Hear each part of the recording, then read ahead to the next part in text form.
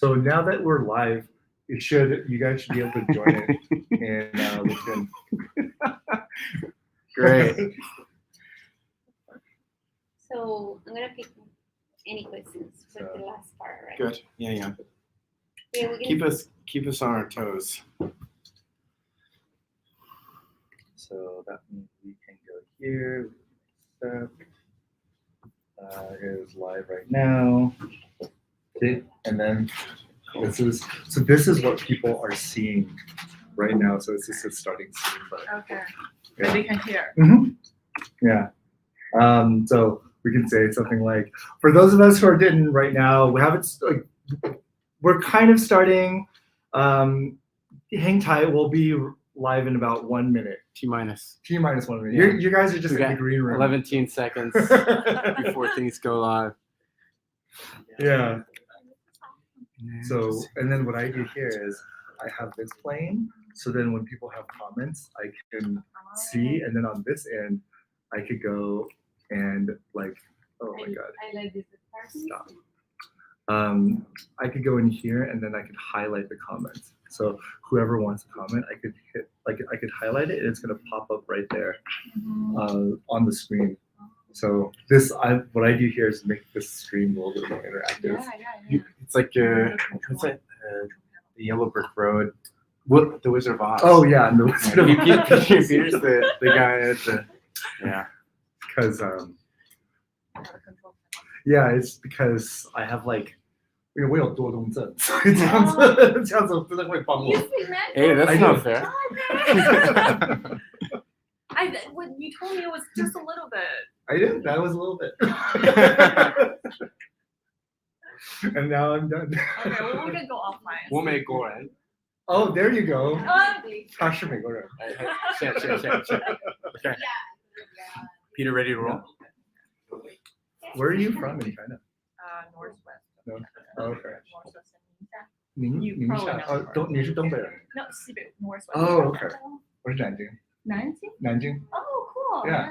Nanjing. And then, but I also know no face the Saiha. Oh, okay. I don't speak Shanghai dialect. Neither do I. I just know a little bit.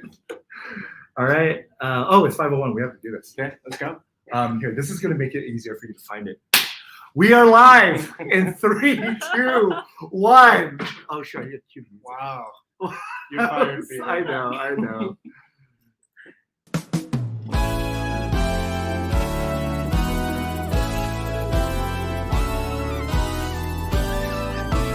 All right, everybody, welcome to another fantastic, delicious, and nutritious episode. We're talking real find the best brains in way beyond. That's right, we connect by and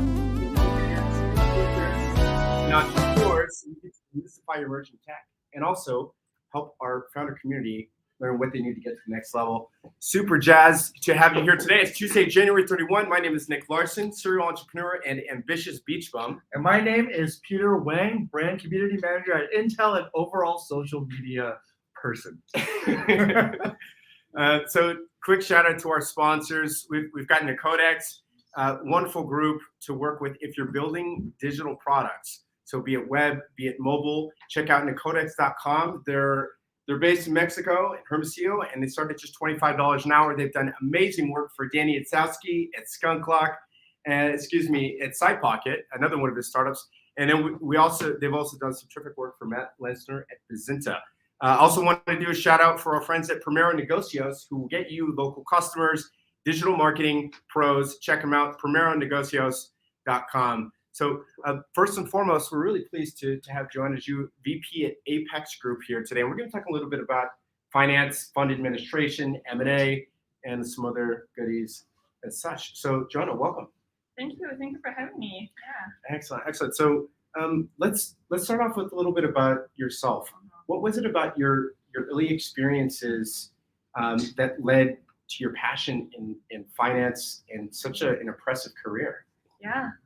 So I started with corporate accounting, corporate finance at the early stage of my career, And then, so the first, the first time I dipped my toes into fund administration or say fund accounting was when back then, a couple years ago, I worked at Goldman Sachs for their fund accounting team.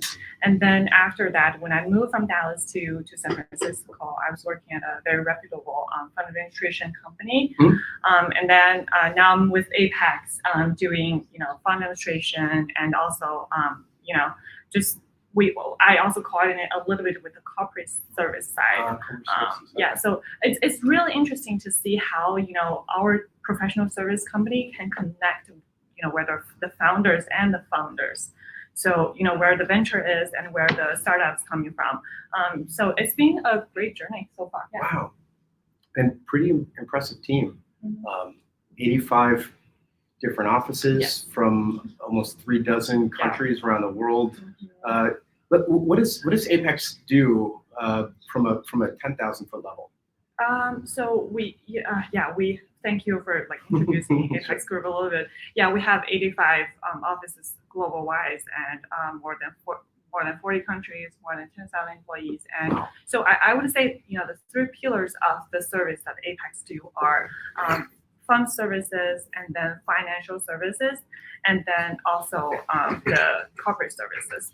So I think we're gonna focus more on the just the fund side and the corporate side today. Oh yeah, that sounds like a good idea. We always want to provide content that is interesting, educational, entertaining to the zombie community.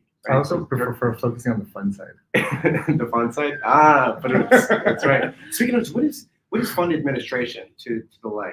Sure. Yeah. So fund administration is outsource the service provider for the fund managers. The service include fund accounting, which is financial reporting, administering your cap calls and distributions, and doing investor communications, any ad hoc requests, and any sort of the admin side of the fund. So our clients include all sort of fund, including P's, VCs, venture, hedge fund, mutual fund, and all other investment vehicles. And I would say fund administration, I think the big wave started around 2010, and before that, there's fund admin for the hedge fund, but not so much for the P and the VCs. So the real booming of fund admin for the P's and VCs happened after 2010. And Why do you think that was? Why that happened? Yeah, you mentioned fund admin switched from hedge funds to the private equity and venture world. Yeah, so it's not a switch from hedge fund to the P and VC. It's more hedge fund is still adopting the fund admin, but the VCs and Ps, they're moving from their in-house fund accounting or back office to a service provider.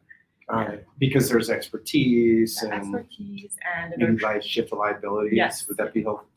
Well, not really liabilities, but they're trying to focus what they're good at, which is deal sourcing and fundraising. So they want to outsource as much as they can. And the data show for the past decades, the mid-market US PE firm has that adopting fund admin has been increased from 25% to 60%. And the transition is still happening. Really? Yeah. Okay. So if we think of a venture firm as a restaurant, maybe the fund admin is the chefs in the back, preparing all the food, making sure that it gets presented properly. Yes.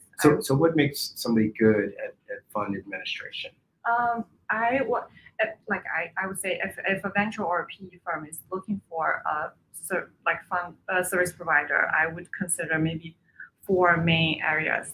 First thing is your in-depth knowledge and your industry focus. So you want to see, some fund admin focus on real estate, some are big on venture. So that's what you want to say. That's what you want to consider. And then also, the company culture and talent management. Stuff there are a lot of merger and acquisition happening in the past few years. So, there could be some turnover, talent turnover, high turnover. But yeah, that's what you want to consider for, when you choose a fund administrator. And then, the technology innovation at the firm, how good you are to enable the technology to have the technology empower your service. And then last but not least, I would say the commitment to a high quality service. Yeah, well put. Yeah, Joanna, you mentioned M&A. Mhm. There's some interesting things happening right now, like with the Department of Justice suing Google to try to unwind, I think it was the ClickUp Yeah. acquisition from almost a decade ago. Um, That sounds kind of dangerous, just because like if the government gives a stamp of approval, that should be good. What are your thoughts in there?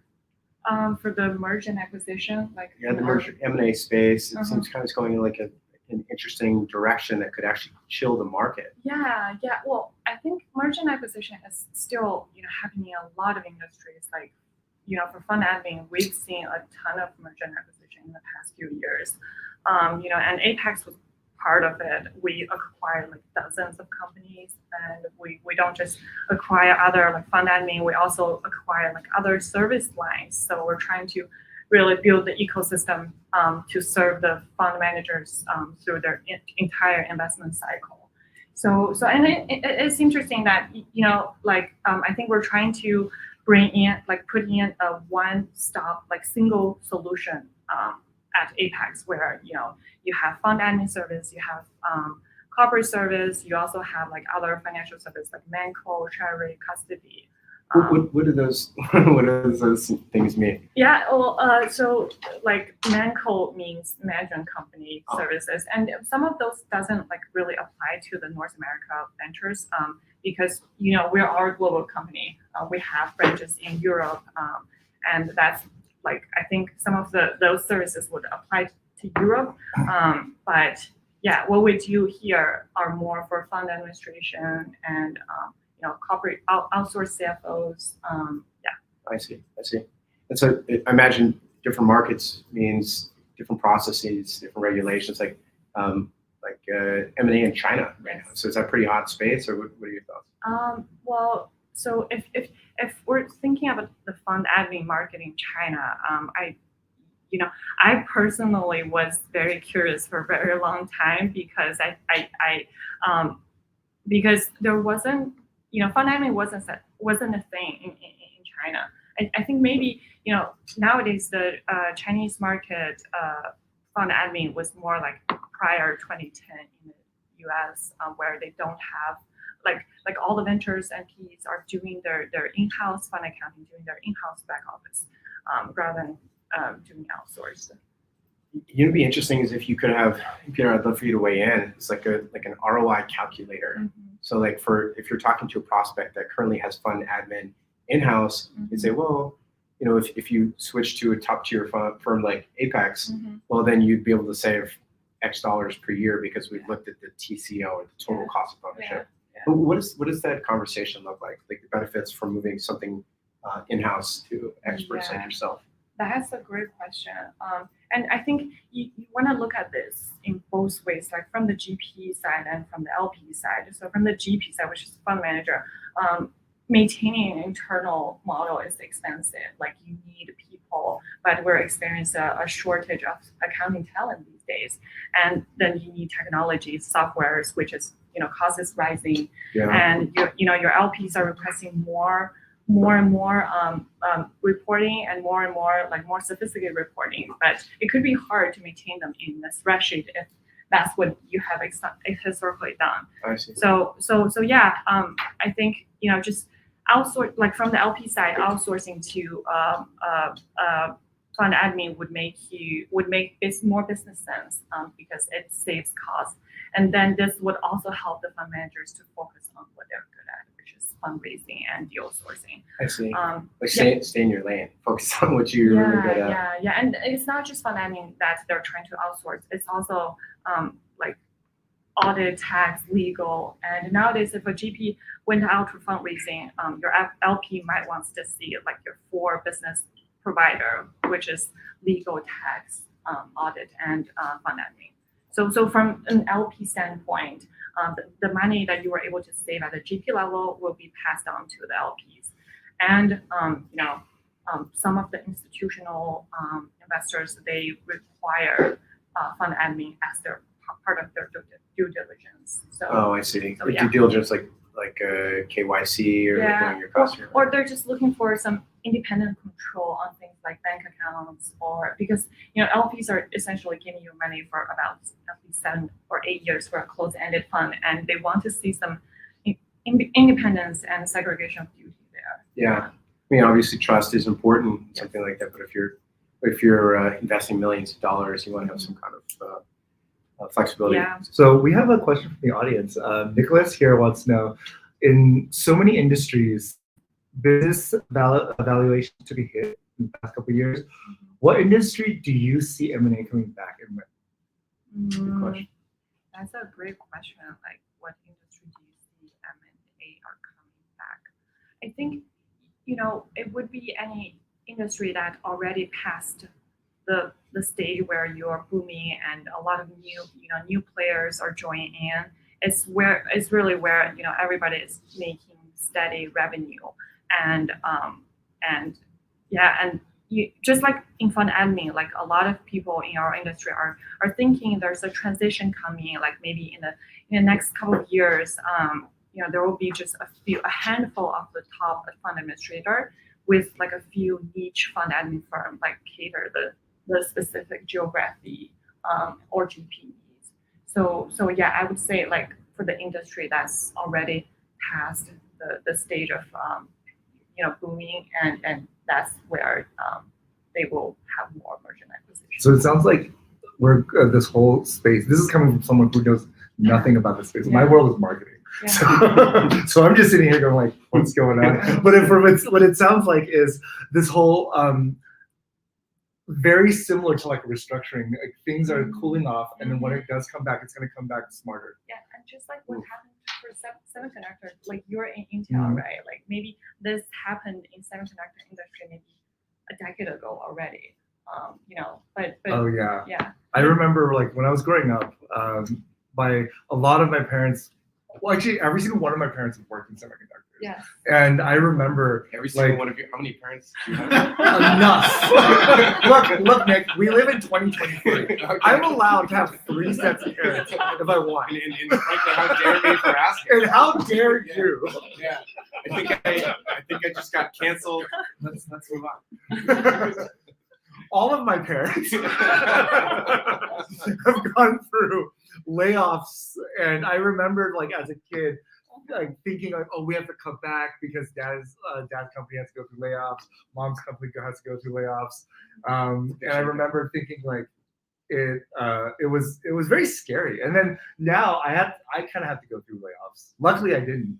But it was scary. Yeah, I was going to ask, isn't that something feels like similar with what what's going on? Yeah, there is I mean, now that I'm working at Intel, and I compare my time at essentially like a Fortune 50 company with my experience in startups, and there's more similarities than differences, because we both have like, I feel like whenever I want to change anything about the scope of what I'm doing, I have to essentially pitch my idea in front of my boss, and then my boss's boss, and I have to create like slides that essentially can stand on its own. So even if without me there pitching, can like the ideas that I want to do can be like passed through to business, different like BUs to different BUs, and still like push my point across. Yeah. But at the same time, we also have to keep in mind budget. We also have to ask for budget, which is like funding. We have to identify stakeholders, find out who's like giving us the money, so then they need to know milestones. It's very similar. Yeah, like a natural momentum to drive adoption. Yeah. So hope this answered the question. Yeah, thank you, Nicholas Adams, CEO at Ninico, one of the top PR firms in California. So let's zoom out a little bit. What kind of advice would you give to maybe founders that have had some success, or folks that have worked at a technology company and they want to start a fund, but maybe they don't know where to go? How can they start to get their ducks in a row? You mean start a venture fund? Yeah. I think, well, if you're talking about from the professional service standpoint, maybe you want to have a partner with, first the legal firm, the law firms. And then, yeah, you want to build your fund structure and see like what kind of vehicle or what industry are you going to focus on. So I would say, it really depends. There's a lot of different matrix.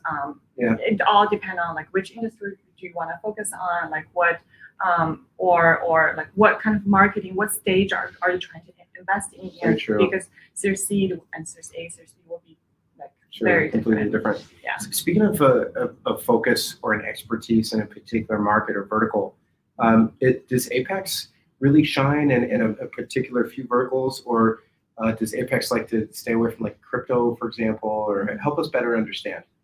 You mean the service Apex is providing? Mm-hmm. I think what we are trying to do, and also through the merger and acquisition, is that we're not just focusing on one specific industry. Like for fund administration, we do serve all kinds of clients. Mostly venture and PE, but we still have like real estate. We have debt fund and other like hedge fund as well. So yeah, I think, and also then on the corporate side, we are trying to do more and more corporate services for, let's say maybe Series C to Series C company back office professional services. That's brilliant to be able to build an ecosystem of support.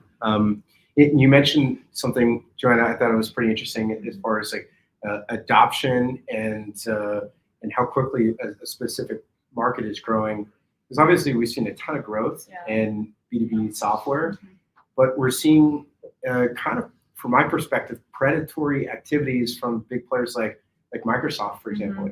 Slack came out, brilliant product, but then they added that functionality in Teams, and now they've got about like 80% of the market, and they've been able to continuously do this. Should that be legal from your perspective for like a big company like Microsoft to copy a young, innovative, cool technology and offer it for free, essentially wiping out the competition?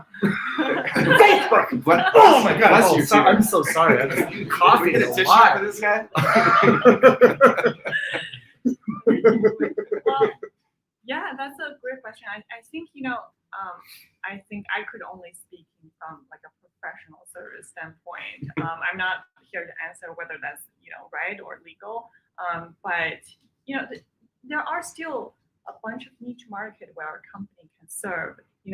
Of course there are Google, Microsoft who are trying to like dominating all the areas they want, but there are certain areas where you can serve a certain group of people, and then you can grow and scale from there.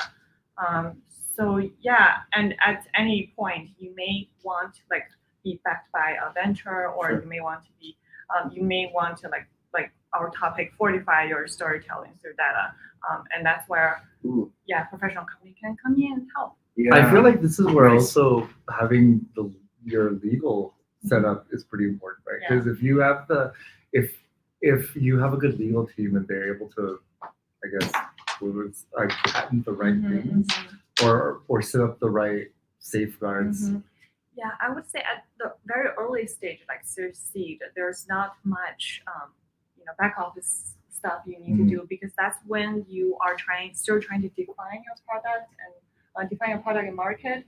So there's only like very minimum work you need to be done for the setup there. But it's when maybe you move to Series A, like where you pass that like less than 10 people and move on to like between 10 and 50 people. That's when you want to consider like maybe having a fractional CFO and trying to build a strong accounting fundamental, a back office fundamental, and trying to do trying to just build maybe a stack that your company can scale and grow. And go ahead. And I also want to point out that if a big company is able to copy your product and then they're actually able to take a sizable market away from you, then that's kind of like on you. It's kind of your fault.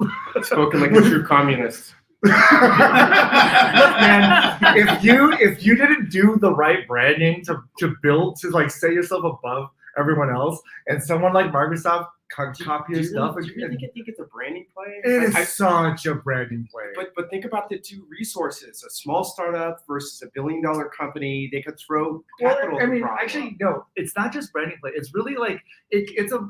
I could see it as a mixture of things. Like, for if you're able to create a product and it runs really well, but then someone else, like Microsoft creates a product and that runs really well, but people still stick with you, that's a branding. Like you did really good on branding. Like But Zoom. if yeah, exactly, Let's see like what Zoom. Joanna has to say on this. No, it's just like Zoom. I was trying to give an example. Yeah, like you still have competitors, but the founder was coming from the webinar side, and he built Zoom, but they can still survive and through like all the Yeah. big players. I mean, I think Zoom was like a little bit of right place, right time Yeah. with the pandemic. But I understand your point. What about some case studies around funds that have done really well? Case studies like success stories that you think might be interesting to share. Even from the funds to investing in the portfolio companies. The successful story, there are measurements for the fund success. Like you can calculate the investment, the IRR, the ROI, the equity multiples for the funds to measure like how successful the fund is. And that's kind of the same tool, like when the the fund is trying to evaluate the portfolio companies. So Are all those like the same efficacy from a metrics perspective, or can fund managers kind of play like hide the cheese and get the data that they're looking for? Oh yeah, well that's a very good question. So for the fund at the fund manager level, they don't do things very standardized or unified or across the board. But for the fund managers usually do they have different matrix on different industries on different stage. Like let's say if you're trying to invest in a pharmaceutical company, it could be totally different than a SaaS company, right? A SaaS company, you would be looking at your PAU, MAU, but then for pharmaceutical company, you might be looking at your clinical trials. So yeah, it's all different at the fund manager level, but at fund administration level, we do see things that the ventures are doing for all the portfolio company, which is like they will calculate the IRR, they'll calculate the multiples for the investments. Is that kind of the software you mentioned earlier? Yeah, the software can definitely do that for you. So you won't need to maintain that in Excel. And choosing the right software will also be very important for both companies and for the fund managers. I could see that. Probably the requirements or needs from LPs is continuing to shift as well. What do you see in that space? From the LP needs for the softwares. Yeah. Yeah, Are sure. the LPs investing in the funds, and also do you help bring them together? Yes. So actually, that's kind of like when we mentioned, when you're trying to choose a fund, a fund administrator or like a service provider, you want to see their ability to enable the technology to help you with your service. So like you gotta choose the right software. Where like within fund administration, we see some company could provide not just fund accounting software, but they also do the investor portal. So they try to bring everyone into one platform. You can upload your subdoc, you can upload your other legal documents into that same platform. Yeah. Some are very user friendly, and they all kind of have their different specialties, different pros and cons. So, and at the end of the day, it's really what you're looking for, like what your fund is looking for. Yeah. That makes sense. And from a data perspective, the fact that your team has been at the apex, sorry, for so long, my guess is that you have a lot of unique data that you could train models if because eventually that's where things will go. Like if OpenAI, for example, I think one of the reasons that Google and DeepMind will give them a run for their money is just because the amount of data that Google's been able to capture and train their own models. Because otherwise, if you're training on the same models as everybody else, eventually the answer will kind of become the same. And great question. I think, for companies, like for startups, you want to kind of build that strong foundation from day one. But then, at day one, there's always just very limited resource you can go with, right? Something very cost efficient. But then it's when, as you are growing, as you're scaling, you might want to like upgrade your software. And that's really where, the professional service can jump in and help. It's like if you're switching from QuickBooks and, when you scale, you feel like QuickBooks not enough for a business, and then you might want to switch to, let's say, NetSuite. And, that transition, Or like switching from your like Excel spreadsheets to Salesforce. To Salesforce. Yeah, you want someone maybe help you to find the right software for you, and then also kind of just build this accounting model, like a strong accounting model, which can fortify your storytelling. Fortify your storytelling. I'm so glad you brought that up, because that's the foundation, right? Like we think of storytelling as kind of the soft skill, but if you can strategically sprinkle in data points, that'll give more credibility. Are you seeing that? You must have seen a ton of pitches from both funds and startups. What makes an effective pitch? I think, so like when you're putting together your deck, I think, I've seen like some entrepreneurs that they're so enthusiastic about their product. They're trying to build a good product, but they might not, focus too much on how to tell your story. I think you want to do analysis. You want to do comparison with other companies, and that's all the things, maybe that's why having a fractional CFO at the very beginning is very important for you. So like a fractional CFO can help you to make your deck look better, can help you to really find what's the key data that the investor might be looking for. I think, at the very early stage, like I would say Series A, Series B, Series A, or maybe even at Series B, that's when you need an in-house CFO or accounting team. But before that, like having a fractional CFO could help. And this is just from a financial service standpoint. I'm not like, I'm just saying from what I observe, from our clients. The I'm actually disclaimer at the curious bottom. from in your perspective, I wonder like how much would you say matters, I guess, to a founder acquiring funding? Would you say it's more of the personality of the founder, or is it the numbers that the business or the market share or the business plan or like I guess the evidence? As far as I know, it's all that you just mentioned and more than that. Maybe they want to look at whether this is an emerging market and how the market is looking at like what stage are you in, and just all like your profitability, your stage. I think, and different ventures have different strategy, that they have different focus. So it really depends. But what you have just mentioned are, that's just included in the whole package they look. I would imagine like the higher up you go, the bigger the funding, or like the older your big company is, it's less about personality and more about the evidence. But especially early round, I feel like because there's nothing really to go off except your I guess if this is your first, second, third, fourth exit, or or really like the only other thing you can go off of is the impression that the founder gave. Yeah, and also it's your product, whether you have a strong product, like where is your product market fit. So that's kind of something that's other than just the personality of it. So if I had like a company that sold dog t-shirts to cats, but I was like the most charismatic person, probably not a good. And then you need to think of how to like redefine your data, how to present it.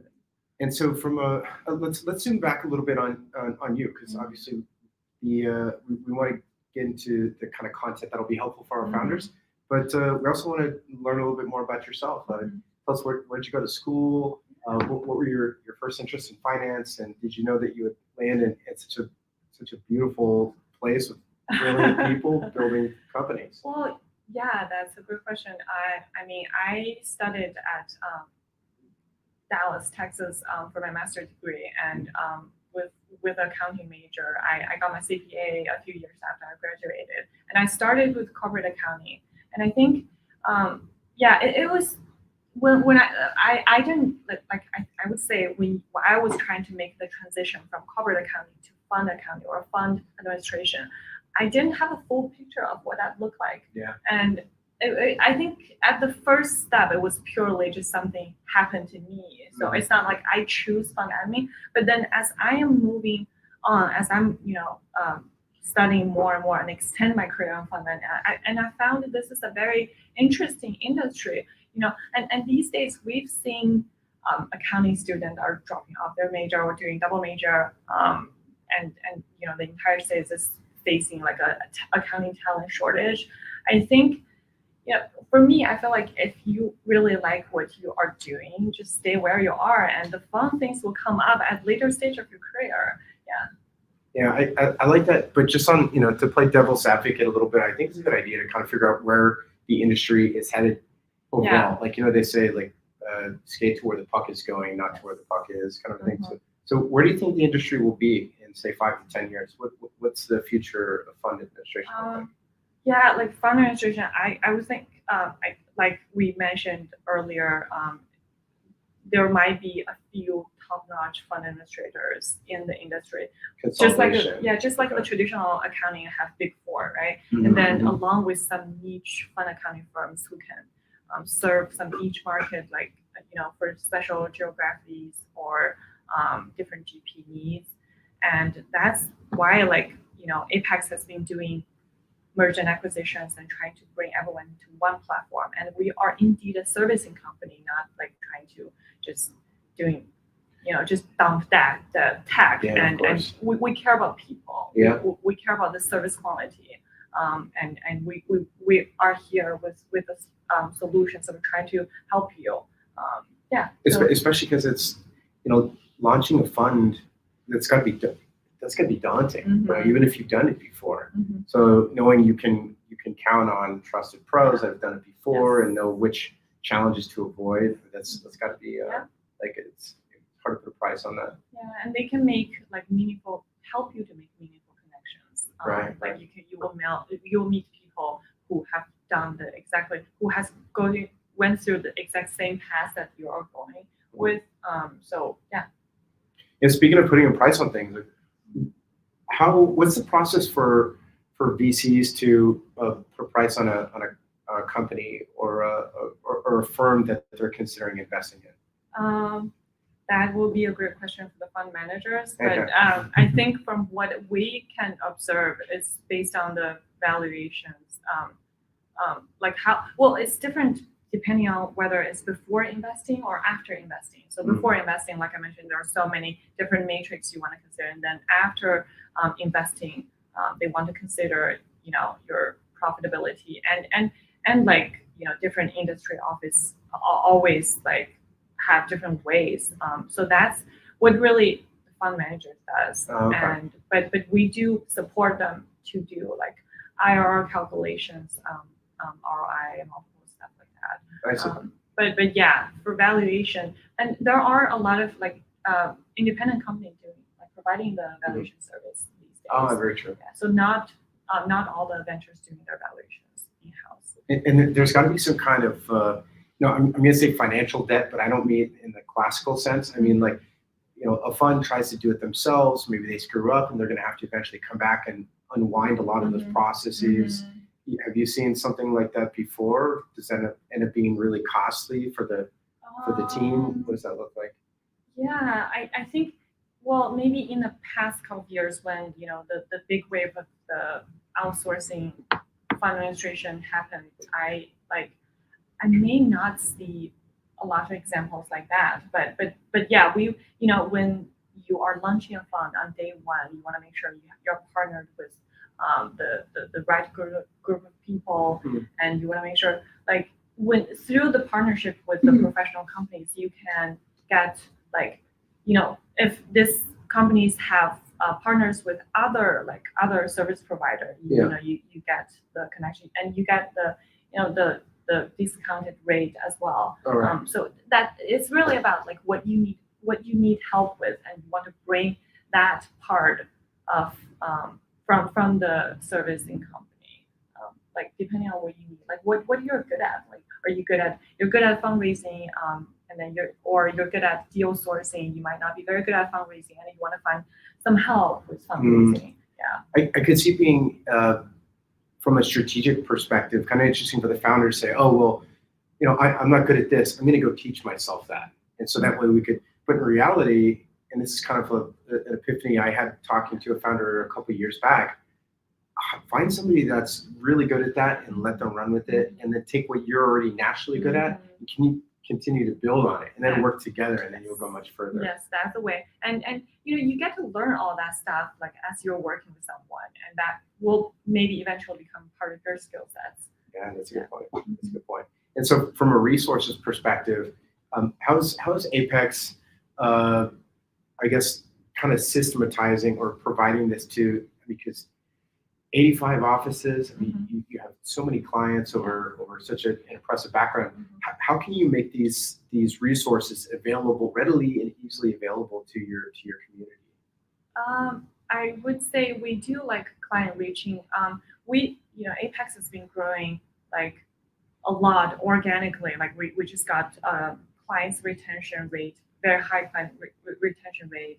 We got like existing clients trying to refer like other clients to us. So I think we are trying to like keep our business just growing in that way, but also we do a lot of like new client reaching, and trying to, just like something we're doing today, trying to let everyone know, like Apex, we don't just do like fund administration is our cornerstone service, but we also have like corporate service, financial services. Maybe TikTok. Does the Apex have a TikTok? Or Douyin. Yeah. I think a lot of B2B business doesn't do TikTok or that This stuff. also might be a cultural thing, because in Intel China we do not have a TikTok, or Douyin. Yeah, but we're big on linking. Like we post articles, like industry observations. Once in a while, I think those are the channels, but haven't seen anything on TikTok. Well, Peter, maybe you could speak to this. How do you catch new fish with something as closely regulated and monitored as financial services? Curveball. Thank you. Thank you for asking the marketing guy that's in semiconductors. Usually, so let's see. If something is very so essentially, it's like, how do you market to a niche within a niche? And whenever that happens, I always like to think about what your target market is, your target audience, and if there's any way you could position yourself to be a big fish in a small pond at first. So that's kind of what your boss a few shows ago had mentioned, if memory serves. Exactly. So and that's also actually what I tell everyone who wants to start off on TikTok, because this whole thing is the niche game. So what can you do? What messaging can you create that brings immediate value to a specific niche? And if you can identify a niche, can you identify a niche within that? A niche within a niche. Yeah. So to make it hyper relevant, because from my experience, if you're able to solve a problem that someone is really trying to look for, then you don't have to do much selling. Right. I see. So it's like a community square. It's like a community within a community. Exactly. That's pretty interesting. Yeah, and then I'm also curious, like, how do you make semiconductor products like connected with people on LinkedIn? Can you give me an example? So one of the things that, I want to go way back and do and bring up something called Intel Inside. Have you heard of that? It's you grew up in the 90s, of course, right? Yeah. You remember, everyone and people in this chat, you probably remember that the famous like boom boom boom boom Intel Inside. That was a very clever campaign, because it was clever in the fact that aside from it was catchy and it was like visually stunning, it also tied really well to Intel's brand, because Intel is not something that Intel wants to teach people. Intel wants to like give people information. It's a recipe. Exactly, because it is at the end of the day, Intel is an ingredient brand. So the idea of Intel Inside is this overarching message that semiconductors, transistors, motherboards, chips are inside way more things than you think. And recently, we've been doing something where we talk about, it's kind of an offshoot of this. We're talking about how Intel is inside a lot of products that we don't typically think of. We recently created actually a TikTok about a day without transistors. So we would say like, if you lived one day without transistors, and you wouldn't have cars, you wouldn't have this, you wouldn't have that. But this is all to celebrate the 75th anniversary of the transistor.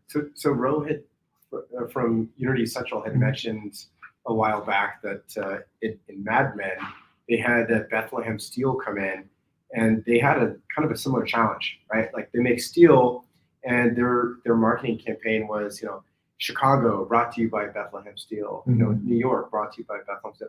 And I think there's probably a pretty similar challenge in communicating the value when it's part of the thing that ends up getting used.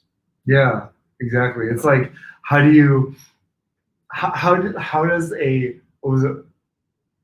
if you were a sugar company, how do you like tout the value of sugar to your, that's a really good question. Yeah, it's very funny. Take it away.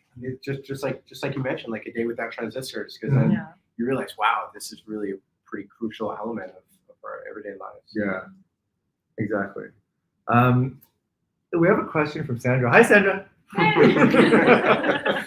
She asked, as a woman, what is the biggest challenge running a company like Apex? I would say running my role in Apex.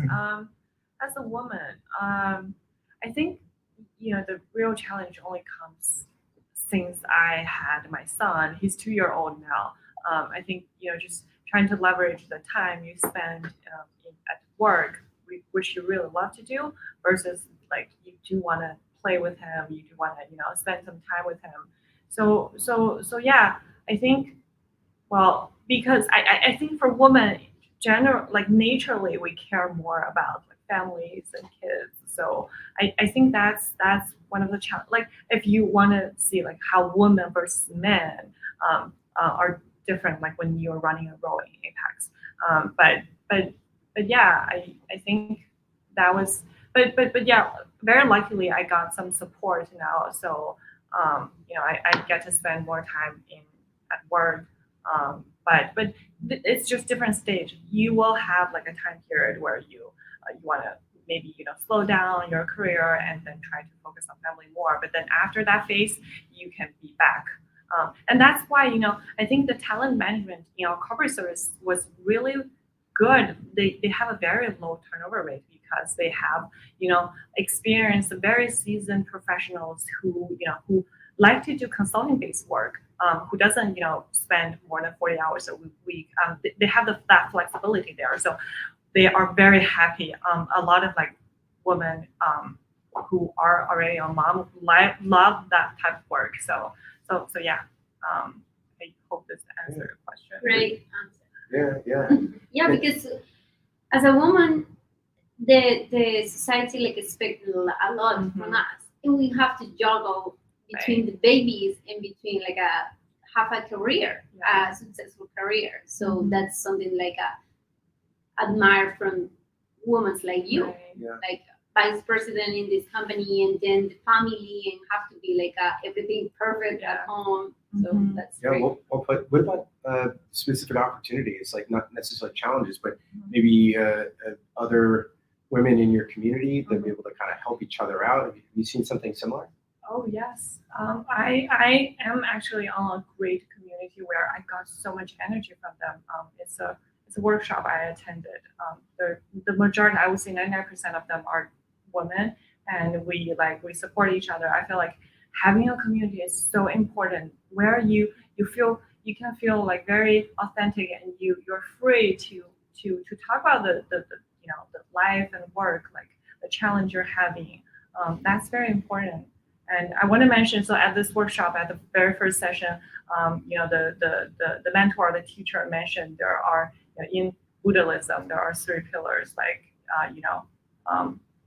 the Buddha, the let's say Bible, and harmonious community. And I started to realize, like, harmonious community is very important and kind of the key point for women to be successful. And by that, do you mean alignment on goals or values, or what does harmonious communication look like for you? Harmonious community. Or community, Yeah, sorry. like a community. You have a very nutritious community where it helps you to observe yourself better. Yeah. Interesting. So maybe like cleanses the lens of the reality that we see. Yeah, exactly.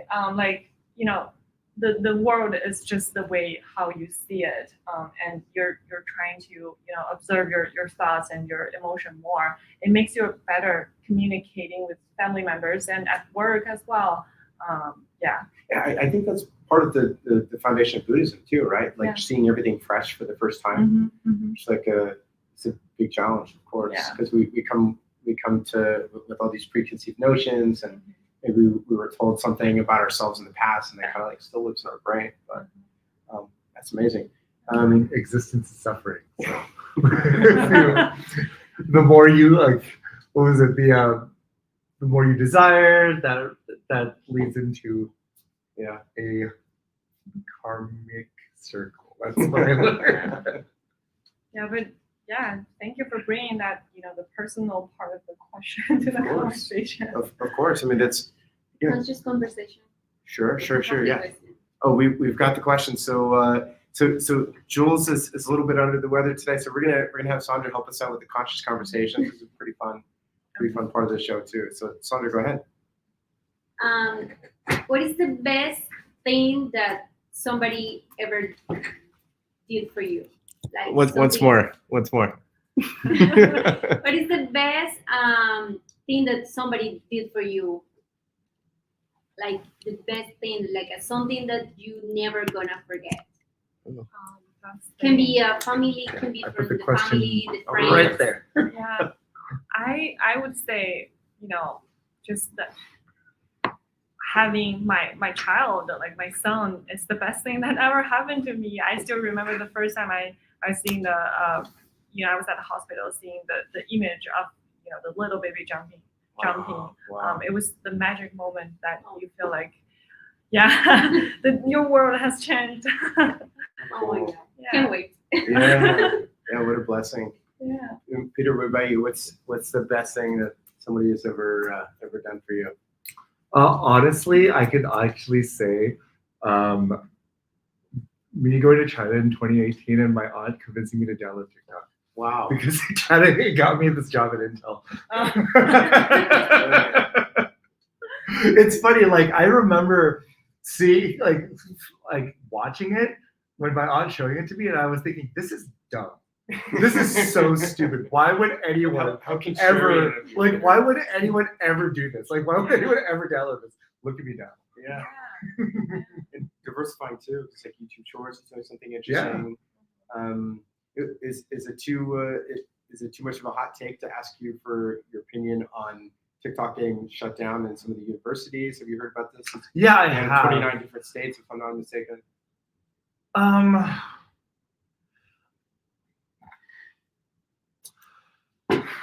Remember, we're live. Yeah, I know we're live. I know You we're can't- live. You can't take it This back. is- Whatever okay. you said. This is what I think about that, and I feel like I can't help but feel that a lot of the hate that's being pushed onto TikTok is a little bit xenophobic, because Google, Facebook collects the same amount of data. Right. Why are we not like pushing our anger towards just data collection in general? But why is it I just hope specifically that'd be TikTok? Apple, right? Oh, is it just because all of the data that Google and Facebook have just happens to live under American servers? I think it's where it's going and what could be done with it. Even though is the concern. due to like what happened with like what happened Huawei. Well, no. I think what happened last time with like the last time they tried to do this, it resulted in ByteDance having to like create like a US version where the data lives. I mean, that's fine, right? But what did they not trust that just because it's still run by ByteDance? See, again, like that's Right. like I if It's probably also easier for, like, Google, Facebook, and then all the rest, Twitter, to kind of point the finger to ByteDance, Mhm. and because that creates like a collective. which is funny. It's a form bunch of problem. U.S. companies pointing their fingers at an immigrant. Oh, Yeah. fun! Yeah, I see that. But again, I think it depends like where the data is going and what is the potential security problems that go with that. Like for example, let's like Be Real is headquartered in France, and they're probably collecting data. Yeah. Why is anyone like pointing their fingers at Be Real? What are the data that is being automatically collected? It's like they turn on your microphone, your camera, your location, access to your to your address book. What else do you think? I mean, it's a lot. Yeah, it is a lot. Which is, but then that's not any more or less than like what I can do on Instagram, Right. or Snapchat, or YouTube. But what do you think they'll use the data? Like, is that why like you don't like it? I mean, Job security. I think. well, half of it's job security, but on the other, I mean, really, if let's say, if for example, if TikTok is banned tomorrow, we're just going to see Intel pop up on YouTube Shorts. Yeah. Right. Really, let's not, but I don't know. I'm going to get a little bit political here, and this is just because this is where the conversation is going. Ever since the pandemic happened, I personally have experienced a lot of anti-Asian hate. Wow. Well, I guess that doesn't surprise me because that's kind of like that's happened quite a And bit. and with all this and it's really I've found that it's very hard for people to put aside something that is represented by the government versus the people living in the area. Then why isn't that happening with Russia? I feel like the general sentiment of the Russian people. Oh, do you really have to ask that question? I'm curious. It's a fair question. No? Because Russians could blend in with Americans. Oh, so you think it's a I've been living in this country for 33 years. People to this day ask me, "Wow, your English is so good." Really? Yeah. Oh. I don't think. Literally, I got asked this yesterday. Somebody yesterday said, I cannot believe I don't see an accent for you." Wow. Well, yeah, I think that's kind of thing I experience more in like Texas than in Bay Area. You'd be surprised. I bet you. I mean, go to Walnut Creek. Yeah. Well, yeah, certainly an important I mean, conversation. Yeah. But yeah, I guess just an answer to kind of pull this back to conscious conversations. Like, it's interesting you mentioned one of the best things that happened to you was finding TikTok in China. I would say one of the best things that I've ever been given was my mom took me to China for my birthday a couple years ago. I was growing a company with some friends from China. It's called One Piece. In fact, it's still around. It's a co-working space. It's like Nearby too. right. Yeah. And because of that, it helped me get a better understanding of the culture and the people and the business. And I got to bring that back here to a Chinese American incubator and better understand our community, which is pretty cool. It would have you had a chance to have any connections in entrepreneurs or VC world back then? Because I think the stage is very different, right? Or you were not doing something professional. Well, before it was. In fact, I got to meet the mayor, which is of Shanghai, which is pretty cool. Yeah. Very well dressed guy. Yeah. But that was more of like a cultural trip. Like we got to check out the Great Wall and explore all over. It's really pretty neat. So. Yeah. But yeah, China's I feel like it's way much more than that.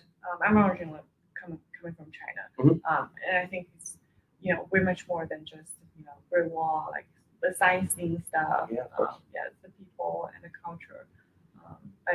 But yeah, seeing what has happened, during pandemic, it took me some time to process, from both sides, back in 2021, seeing what is going on here, and then last year what's going on in China. I don't think we want to go to that direction, but no, it's certainly fascinating to discuss. We're at the top of the hour. These things always go by so quickly. Yeah. So did want to thank Jules for having us, and Sandra for doing the conscious conversations today. And also big thanks to Nicodex. That's nicodex.com. If you're looking to build a product, check them out. That's NECODEX.com. And also Primera Negocios, which is helping us out with the marketing. They're doing an amazing job in SEO and content and social. So check out Primera Negocios as well. Peter, you want to? Oh yeah.